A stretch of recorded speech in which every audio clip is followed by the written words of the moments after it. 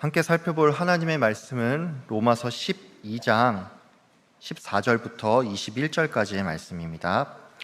로마서 12장 14절에서 21절까지의 말씀입니다. 하나님의 말씀을 제가 봉독하겠습니다. 너희를 박해하는 자를 축복하라. 축복하고 저주하지 말라. 즐거워하는 자들과 함께 즐거워하고 우는 자들과 함께 울라. 서로 마음을 같이하며 높은 데 마음을 두지 말고 도리어 낮은 데 처하며 스스로 지혜 있는 채 하지 말라. 아무에게도 악을 악으로 갚지 말고 모든 사람 앞에서 선한 일을 도모하라.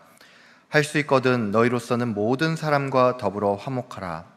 내 사랑하는 자들아, 너희가 친히 원수를 갚지 말고 하나님의 진노하심에 맡기라. 기록되었을 때 원수 갚는 것이 내게 있으니 내가 갚으리라고 주께서 말씀하시니라. 내 원수가 줄이거든 먹이고 목마르거든 마시게 하라. 그리함으로 네가 숯불을 그 머리에 쌓아 놓으리라. 악에게 지지 말고 선으로 악을 이기라. 아멘. 귀한 찬양 감사합니다. 한 주간 동안 평안히 잘 지내셨습니까? 우리 같이 인사 좀 나누실까요? 앞뒤 좌우에 계신 분들과 인사 좀 하시죠. 반갑습니다. 잘 지내셨죠? 주님의 은혜와 평강이 함께 하시기 바랍니다.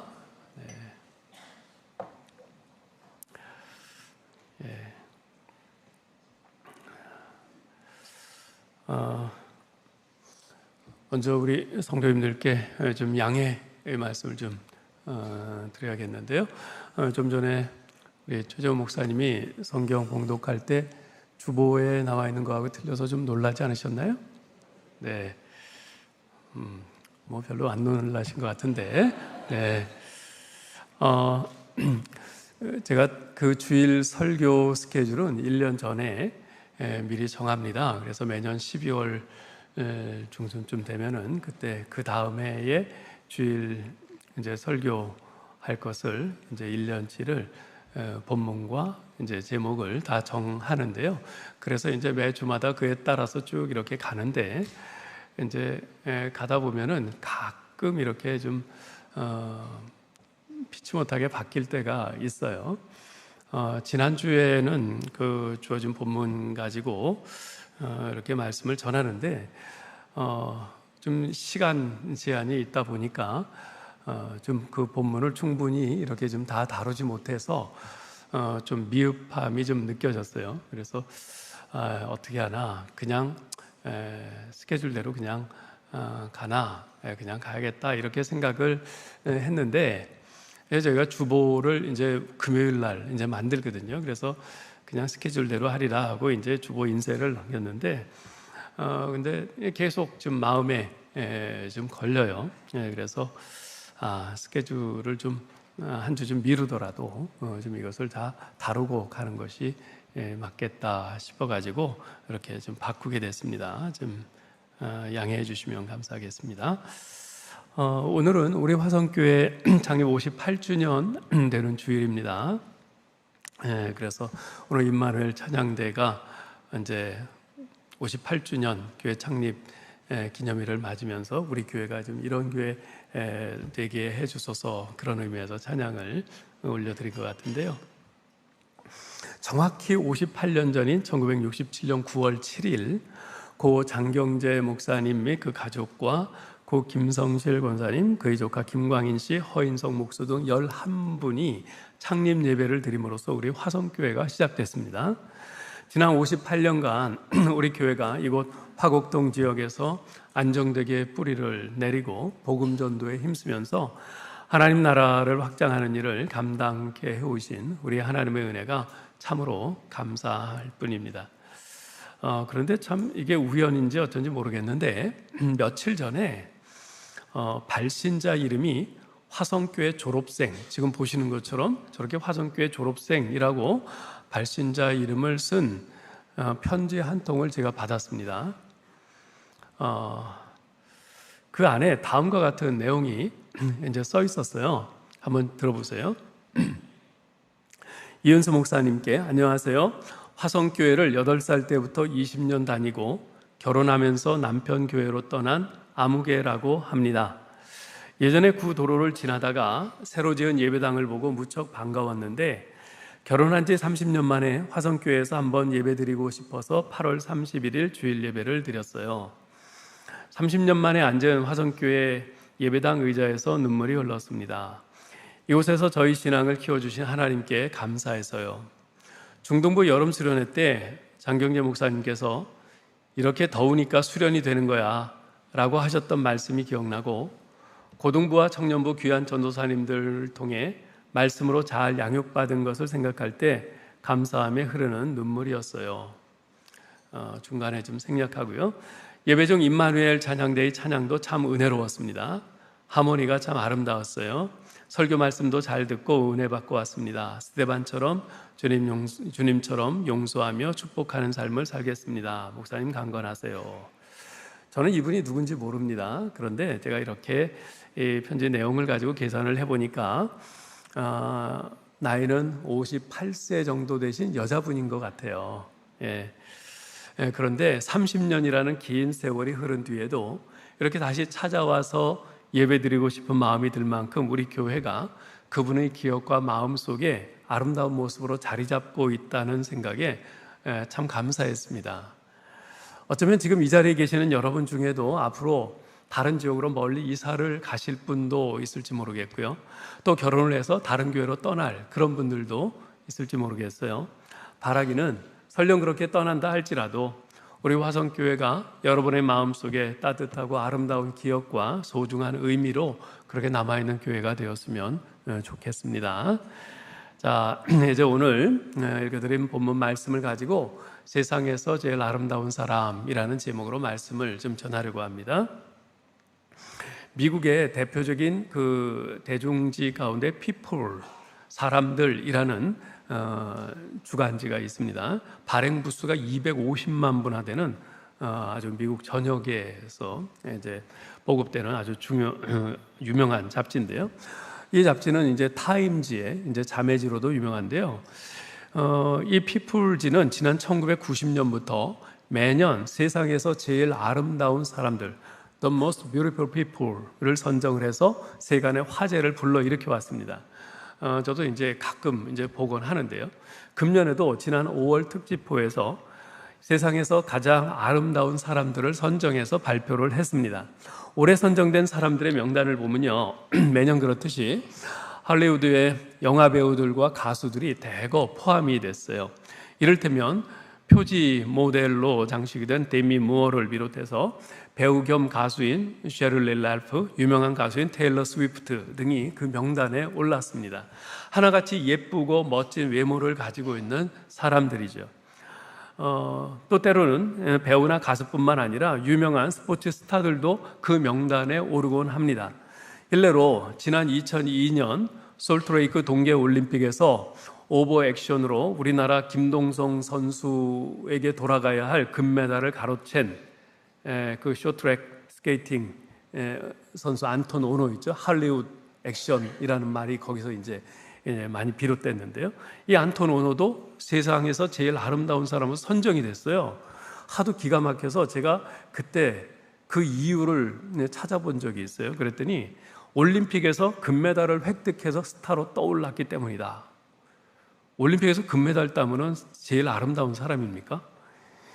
저는 피플지의 그 기사를 보면서 그런 생각이 좀 들었어요. 도대체 이 피플지의 편집진이 가지고 있는 아름다운 사람의 기준은 뭘까? 모르긴 몰라도 얼굴이나 몸매 같은 신체적 조건과 대중적인 인기 등이 그 주요 기준이 아닐까 하는 생각이 들었습니다. 그 사람의 도덕성이나 내면에 감추어진 인격성 등은 전혀 무시된 채 오로지 외모와 인기만을 기준 삼아서 몇몇 사람들을 선정하고는 그들에게 세상에서 가장 아름다운 사람이라는 타이틀을 걸어준 거죠. 저는 일개 대중잡지가 하는 일에 대해서 시비 걸고 싶은 생각은 없습니다.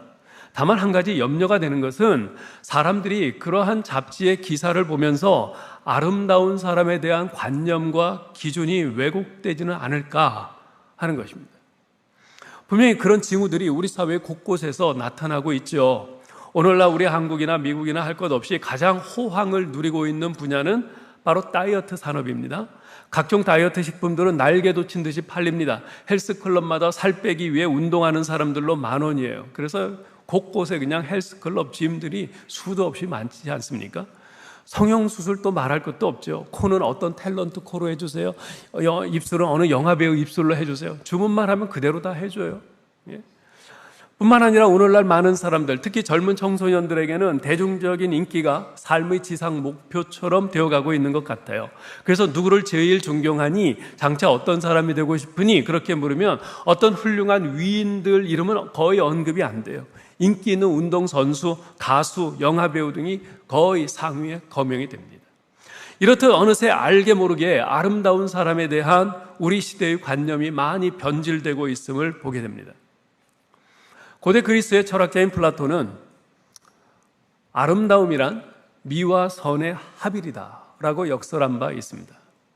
아름다움이란 겉으로 보이는 외적인 미 뿐만 아니라 내면의 선함이 같이 합쳐져야 진짜 아름다운 거다라는 말이죠.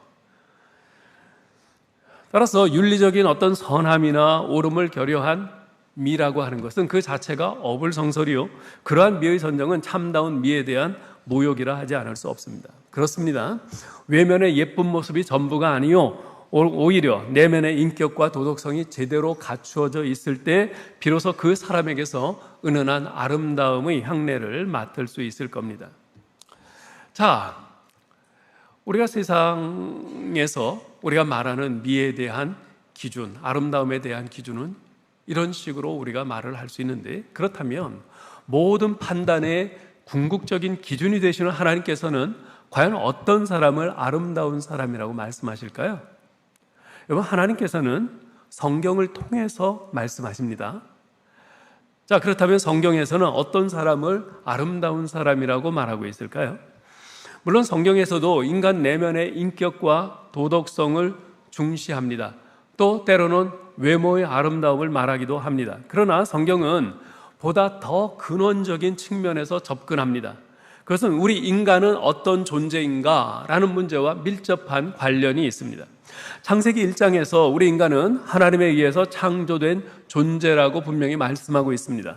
하나님께서 우리 인간을 창조하실 때 어떻게 창조하셨죠? 자신의 형상을 따라서 만드셨어요. 그래서 우리 인간을 만드신 후에 보시기에 참 좋았더라고 하셨죠. 처음 하나님께서 만드신 모습, 하나님의 형상을 온전히 지니고 있던 인간의 모습이 참으로 아름다웠다는 말입니다. 그러나 아담의 타락 이후에 우리 인간은 죄의 오염이 되어서 하나님의 형상이 상당 부분 깨어져 버렸어요. 즉 인간 본래의 아름다움을 상실한 것입니다. 인간의 본성은 더 이상 선하고 아름답지 않게 되었습니다. 이기적이고 자기중심적이고 쾌락적이고 탐욕적이고 죄악을 사랑하는 본성으로 타락했습니다.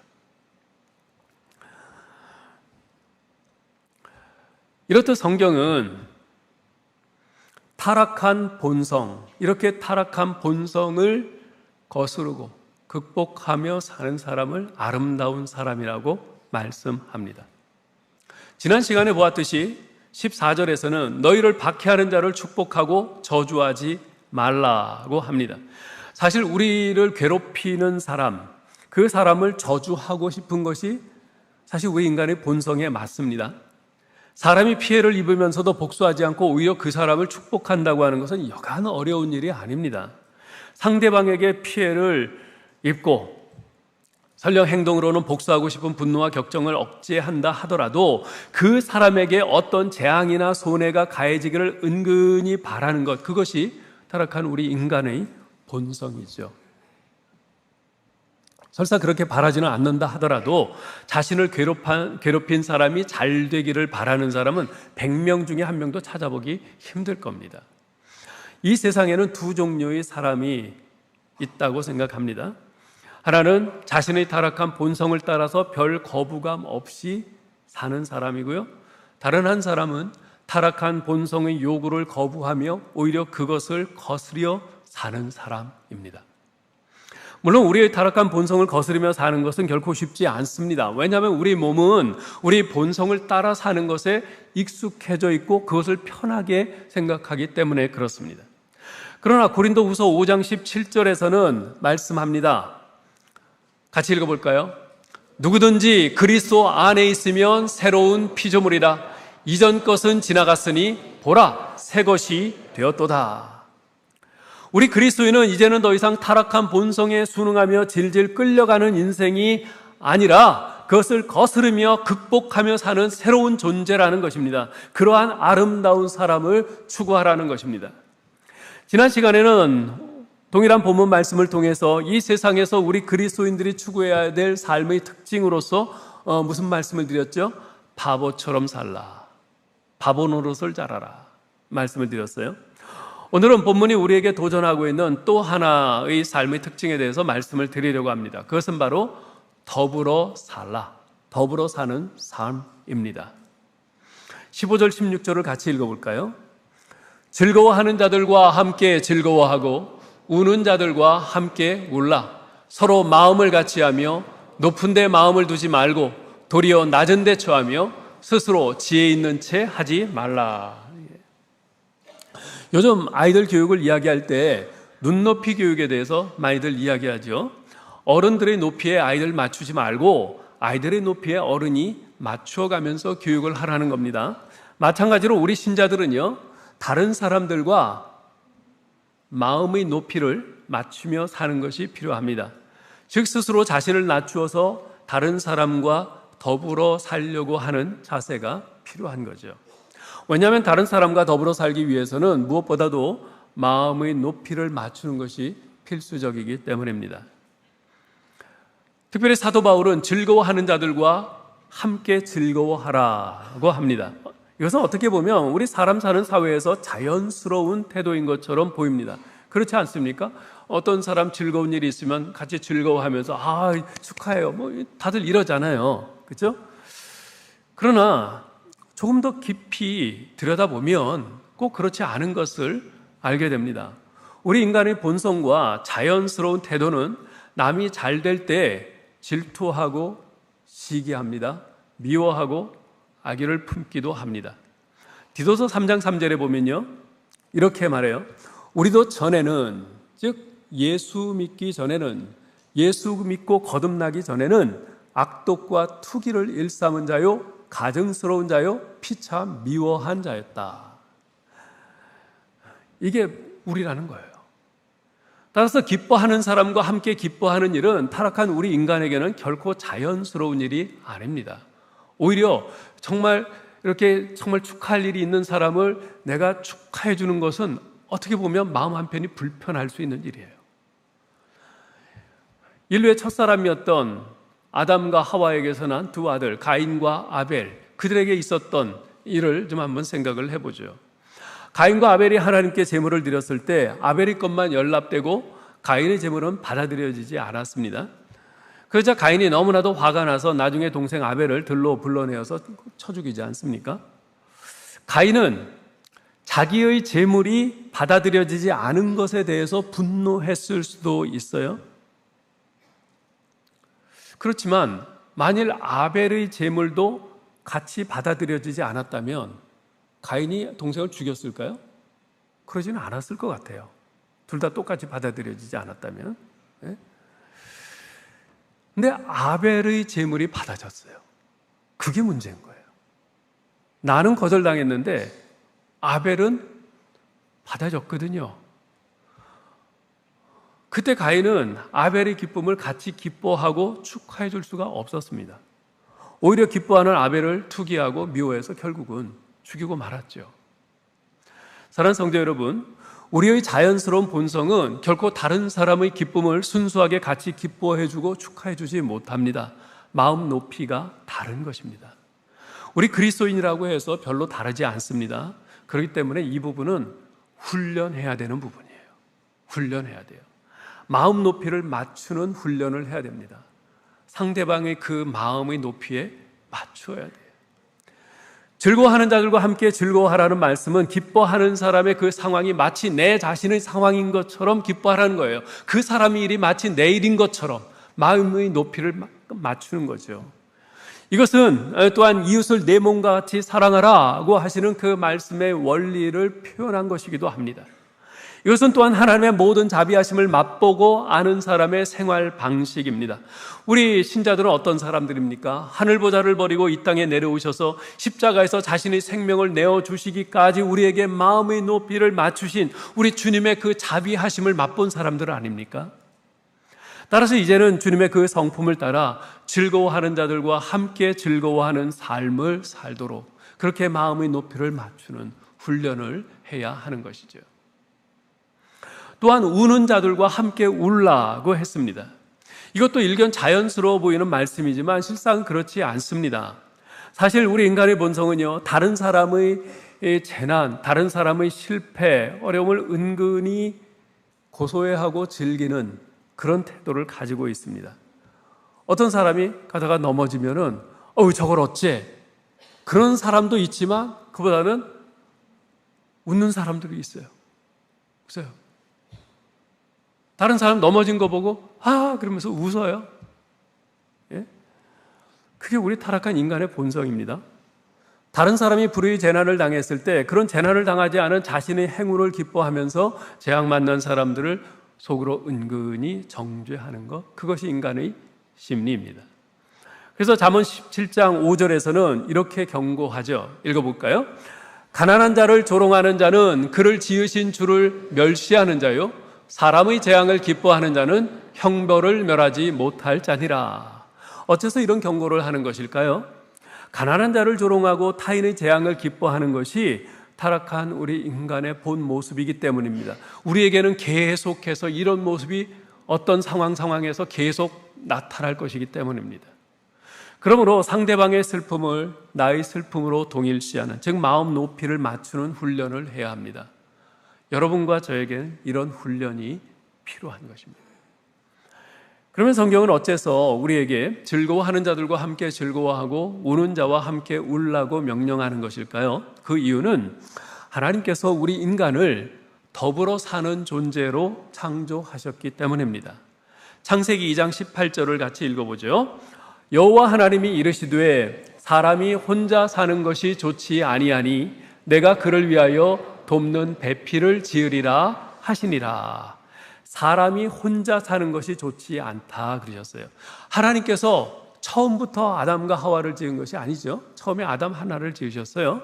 근데 아담 혼자 있는 것을 보니까 그렇게 좋지 않게 보이셨던 것 같아요. 그래서 짝을 만들어 주셨단 말이죠.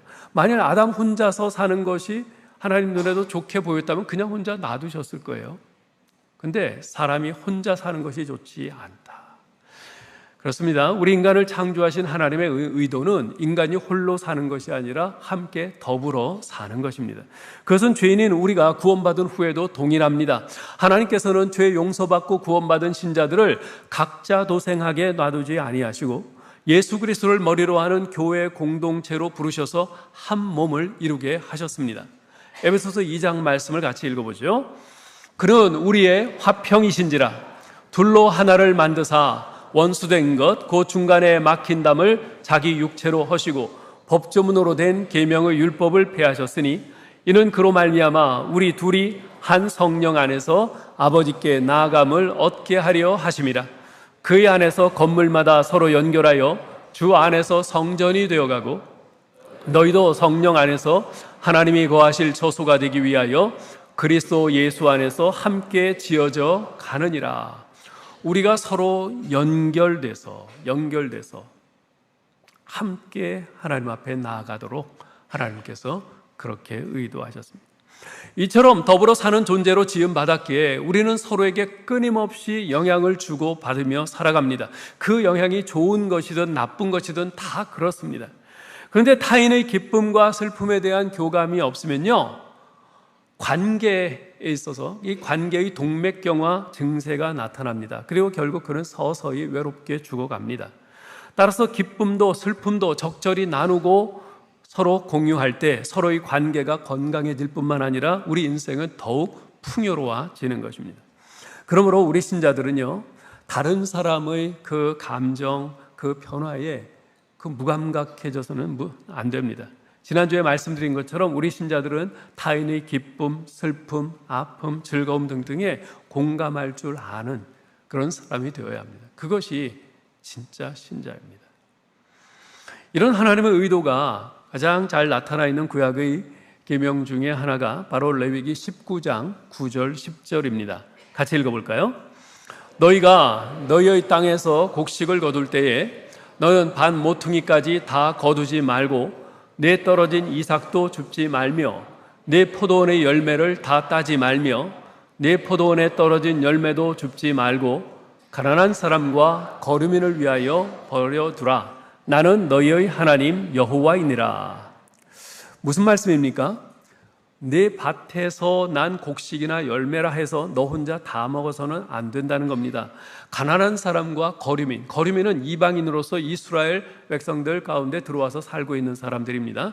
그런 사람들조차도 함께 먹고 살 수 있도록 추수하다가 거둔 바닥에 떨어진 곡식 이삭이나 열매를 다 줍지 말고 버려두라는 겁니다.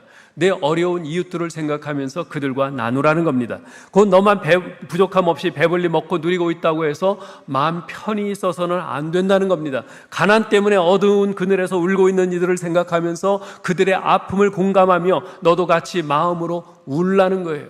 그런 심정으로 내 것을 그들과 나누라는 것입니다. 그것이 참 하나님의 백성이요 하나님께서 아름답게 보시는 사람이라는 겁니다.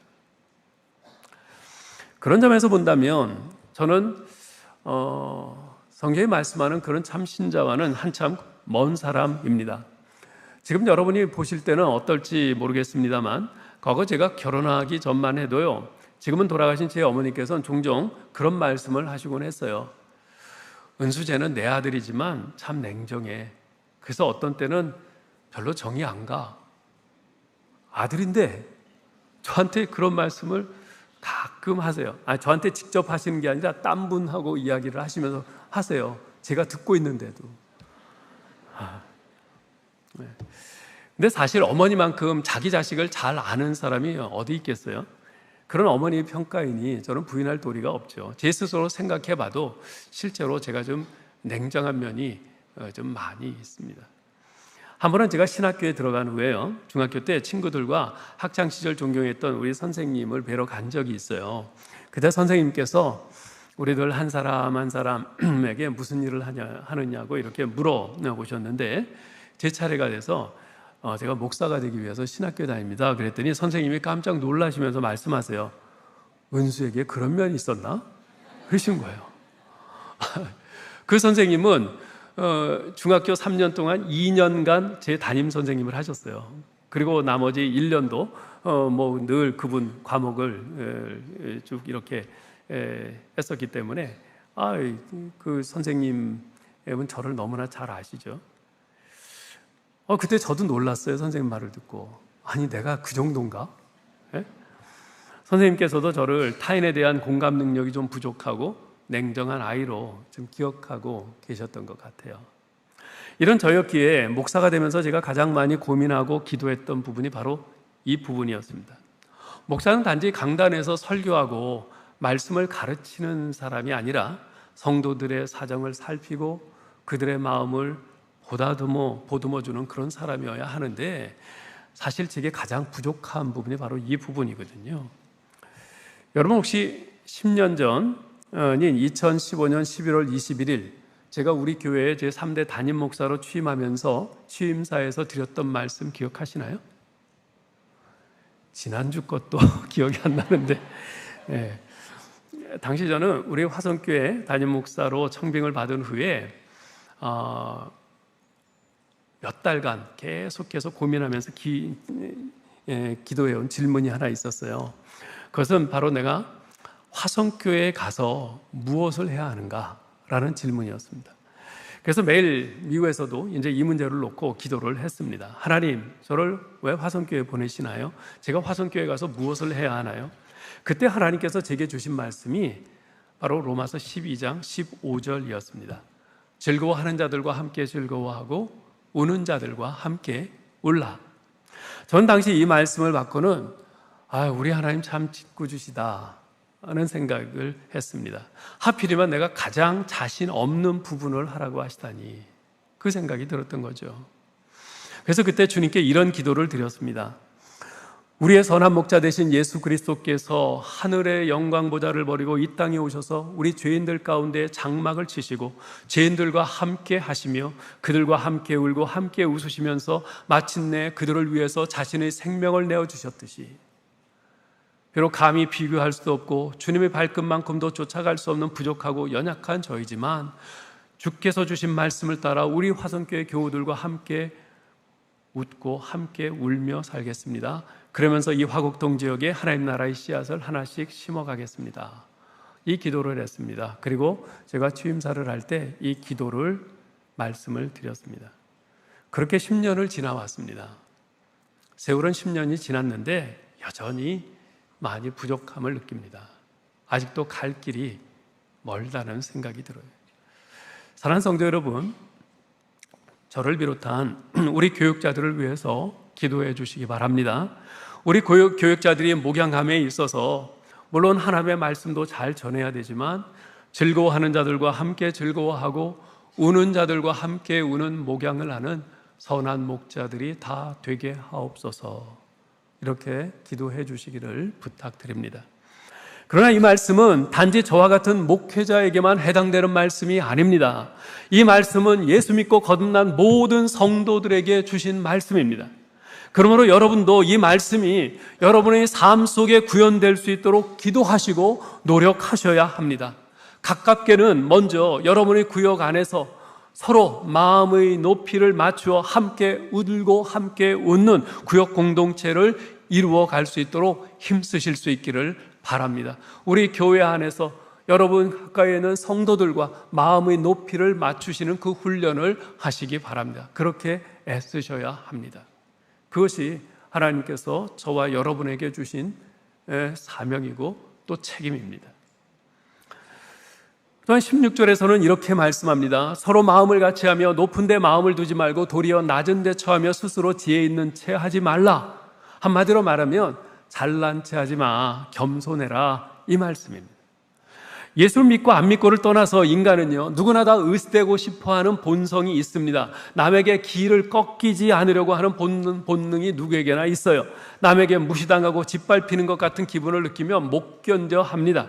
세상 사람들은 누구나 난 너보다는 더 낫다, 이 우월의식을 가지고 살기를 원합니다. 그리고 또 다른 사람들이 나를 그렇게 인정해 주기를 바라는 마음이 다 우리 안에 있습니다. 예수 믿는 사람들도 다르지 않아요. 우리가 날마다 하나님 앞에서 말씀을 읽고 기도하고 예배합니다만 실제로 내가 겸손한 이웃이냐 하고 하나님이 물어보신다면 저는 양심상 고개를 못 들 것 같아요.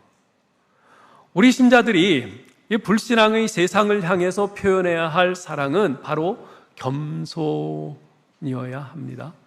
겸손으로 표현되는 사랑이어야 합니다. 교만의 최대 비극이 무엇인지 압니까? 그것은 교만한 사람은 사랑할 수 없다는 사실입니다. 왜냐하면 사랑은 자신을 낮춤으로써만 가능한 것이기 때문입니다.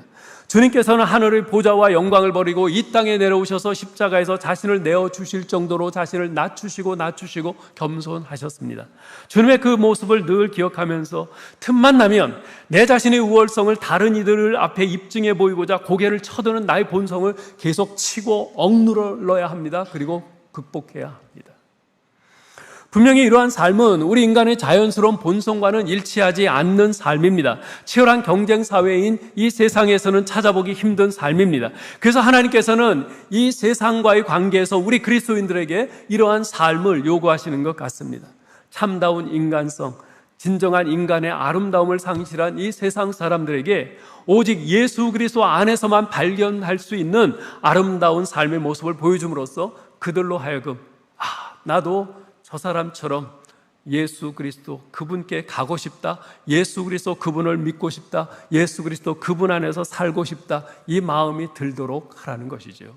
이것이 앞서 예수 믿은 바로 여러분과 저에게 주어진 책임이요 사명인 것입니다. 이제 말씀을 맺겠습니다. 우리 아이가 초등학교 1학년 때쯤으로 기억이 되는데요, 아이 생일이 되어서 아이 친구들 몇 명을 집으로 초대해서 이제 아내가 맛있는 음식도 만들어주고 또 이제 같이 게임도 하면서 즐거운 시간을 가졌어요. 마지막으로 헤어지기 전에 게임을 하나 이제 했는데 그 게임이 뭐냐면 저쪽 벽에 사람 그림을 이렇게 붙여놓고 거기 코 부분에다가 내가 눈을 가리고 걸어가서 그 코에다가 이 코 모양의 종이를 붙이는 거예요. 그 게임이에요. 뭐 거리가 그렇게 멀지는 않아요. 뭐 한 5m 그 정도 될까? 한 사람씩 하는 거예요. 아이들이 똑바로 보고선 눈을 가려요. 그리고선 걸어갑니다. 걸어가서 딱 붙이는데 한 사람도 제자리에 정확히 붙이는 아이들이 없어요. 그래서 제가 그걸 보면서 아니 저게 저렇게 어렵나? 내가 한번 시범을 보여주지. 그리고선 내가 해보겠다 그랬어요. 그리고선 저도 쫙 그림을 째려보고 그 다음에 눈을 감고 갔습니다. 똑바로 정신을 집중해서 똑바로 가서 딱 붙였어요. 어떻게 됐을까요? 예, 제대로 붙었으면 제가 이 말을 안 하죠. 잘못 붙었어요. 옆에 좀 치우쳐서 붙었어요. 여러분, 우리가 그래요. 눈을 감고 걸으면요, 내가 아무리 똑바로 목표를 머리에 염두에 두고 걷는다 해도 똑바로 가지 못합니다. 왜 그런지 아세요? 제가 조사를 해보니까 그 이유가 이래요. 사람의 몸은요, 좌우 양쪽이 완전히 똑같지가 않습니다. 심장은 왼쪽으로 치우쳐 있고요, 간은 오른쪽에 자리 잡고 있습니다. 하나씩 뭐 이렇게 좌우로 있으면 뭐 되는 거 아니냐? 무게가 또 같지가 않아요. 손발의 길이와 굵기도 좌우가 다 다릅니다. 우리 신체의 좌우가 정확히 대칭을 이루고 있지 않기 때문에 좌우의 무게 또한 다를 수밖에 없습니다. 따라서 눈을 감으면 한쪽으로 자연스럽게 치우쳐 걷게 됩니다. 하지만 눈을 뜨고 걸을 때는 어떻습니까? 우리가 의식적으로 또 무의식적으로 주위를 살피면서 부단히 방향을 수정하면서 걷습니다. 그렇기 때문에 눈을 뜨고 갈 때는 똑바로 걸을 수가 있는 거죠. 사랑하는 교회 여러분, 우리의 본성은 어둡습니다. 지극히 이기적이고 자기 중심적입니다. 결코 손해를 안 보려고 합니다. 따라서 우리 본성이 요구하는 대로 그냥 따라가면 우리는 이기적이고 자기 중심적이고 탐욕적이고 정욕적인 그런 사람으로서 살 수밖에 없습니다. 진정 하나님이 기대하시는 아름다운 사람으로 사는 것은 불가능해집니다. 마치 눈을 감고 걸을 때 한쪽으로 치우치게 되듯이 우리의 본성은 그렇듯 우리의 인생을 어그러진 인생으로 이끌어 갑니다. 그러므로 우리는 눈을 똑바로 뜨고 걸어가야 합니다. 우리 타락한 본성이 우리를 한쪽으로 치우쳐 가게 할 때마다 우리 눈을 똑바로 뜨고 하나님의 말씀인 성경을 나침반으로 삼아서 방향을 잘 살피며 수정하며 가야 합니다. 하나님께서 말씀하신 참으로 사람다운 삶, 진정 아름다운 삶의 길이 무엇인지 바르게 살피며 가야 합니다. 우리 주님께서 십자가 지고 가신 그 길을, 주님의 등 뒤를 똑바로 따라보고 한 걸음 한 걸음 느리더라도 정확히 따라가야 합니다.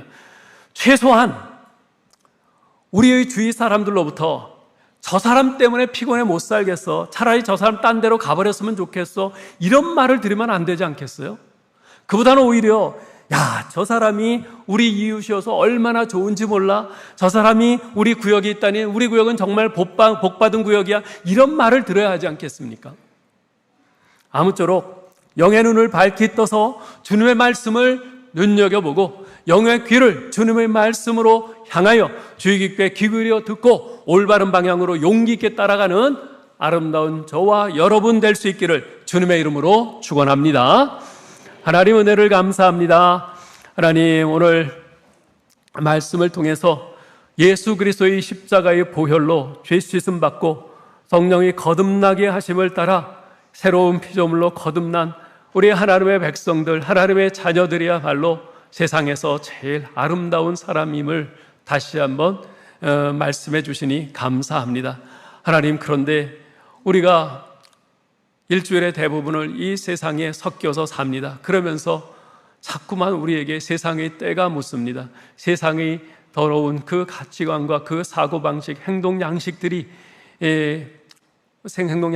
영향을 받고 우리가 거기에 많이 따라가고 왜곡된 삶을 살 때가 많은 것을 고백합니다. 아버지 하나님, 우리가 계속 정말 더 훈련하기를 원합니다.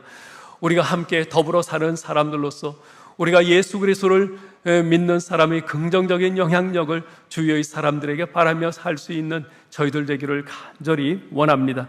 아버지 하나님, 저희가 영의 눈을 밝히 떠서 주님의 말씀을 눈여겨보고 정말 말씀의 그 나침반으로 우리가 정확히 우리가 가야 할 길을 한 걸음 한 걸음 내디디며 갈 수 있도록 도와주시옵소서. 하나님, 우리 영의 길을 바짝 떠서 우리 하나님께서 말씀하시는 그 성령의 음성을 잘 귀 기울여 듣고 정말 세상에서 아무리 유혹하는 음성이 들려온다 할지라도 정말 거기에 치우치지 않고 우리 주님의 음성을 따라 주님 앞서 걸어가신 그 십자가의 길을 믿음의 용기를 가지고 올곧게 쫓아가는 저희들 다 되어 우리 하나님께서 참으로 인정하시는 참 아름다운 하나님의 사람으로서 우뚝 서고 그런 우리의 모습을 통해 주위의 사람들이 나도 저 사람처럼 예수 믿고 싶다는 마음이 들게 할 정도로 그렇게 우리의 삶을 우리 주님을 믿는 주님을 따라가는 백성의 삶으로 자리매김하게 하여 주옵소서. 우리 주 예수 그리스도의 이름으로 기도하옵나이다.